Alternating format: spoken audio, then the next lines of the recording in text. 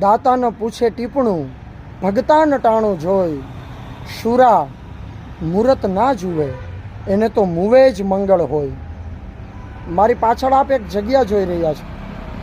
એક વીર પુરુષનું ચિત્ર છે અને નીચે જોવો સિંદૂરના પણ હવે થોડા થોડા ડાઘ રહ્યા છે. ઉપર ધૂળ ચડી ગઈ છે એવો પાળ્યો છે.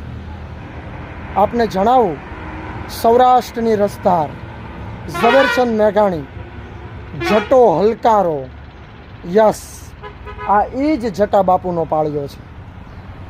જટા બાપુની એ વીરત્વતાની આ નિશાની છે.